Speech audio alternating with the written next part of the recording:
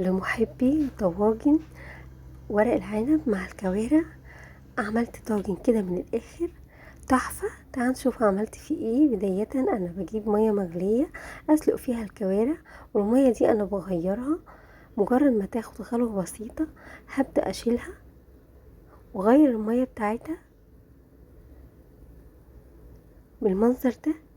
بستغنى عن المية دي خالص واغير المية في الحلة واسيبها تغلي، وبعمل شوربة جديدة الكوارع اسقطها فيها تبقى صافية وجميلة بالطريقة دي.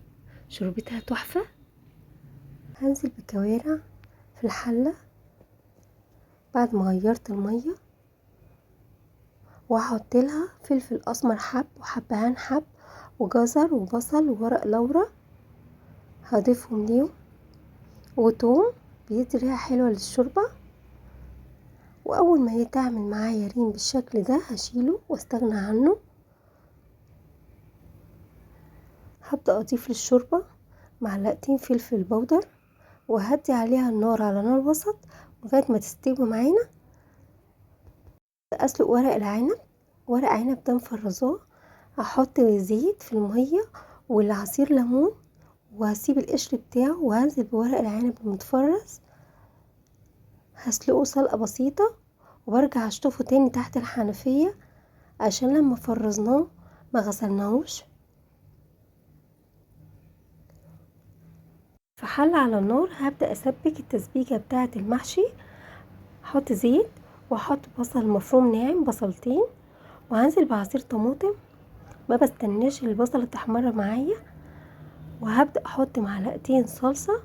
بهارات المحشي اللي هي نعناع وفلفل اسمر وشطة وكمون وكزبرة وملح، وهبدأ اسيبها لغاية ما تتسبك معانا. ناحية تانية هبص على الكوارع، انا هطلعها مش عايزاها سوا كامل لان لسه هتستوي مع الطاجن. هنا التسبيكة جاهزت معانا، هحط لها الرز والخضرة وهقلبهم كويس، وهبدأ احشي ورق العنب. امسك الورقة واحط شوية رز على قدها، وابدأ اقفل عليها من الجناب بالمنظر ده. هكمل انا بنفس الطريقة، وهنشوف هنعمل ايه وهنرص الطاجن ازاي. انا بعد ما خلصت المحشي وحشيته كله هبدأ احط الكوارع بعد ما خليتها في ارضية الطاجن، وهرصه بالمنظر ده. هرصه بحيث ما اسيبش فراغات عشان اما اجي اقلبه يكون شكله حلو. اي فراغات انا بملاها، وهكمل رص بنفس الطريقة، وهنشوف شكله بقى عامل ازاي. وهبدأ انزل عليه بالشوربة دي. بالشوربة كوارع، دي شوربة لحمة. لو عايزة شوربة كوارع ممكن نخففها شوية عشان بتبقى تقيلة. هبدأ اقفل على الطاجن بورقة زبدة وعليها ورقة فويل، اقفل كويس ويكون الفرن عندنا سخن، وادخله على ارضية الفرن لغاية ما يستوي معانا ويبقى بالمنظر ده شكله تحفة. هبدأ اقلبه. جبت صينية وهبدأ اقلب الطاجن. بصوا المنظر.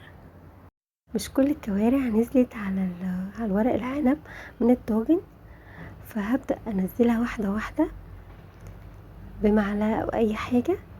بصوا الطاجن بتاعنا نضيف ازاي ومش شابك فيه اي حاجة ولا محروق. وهبدأ ازينه بشرايح ليمون،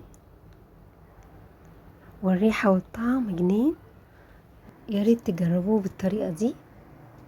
يا رب الوصفة تعجبكم. صحة وهنا على قلبكم.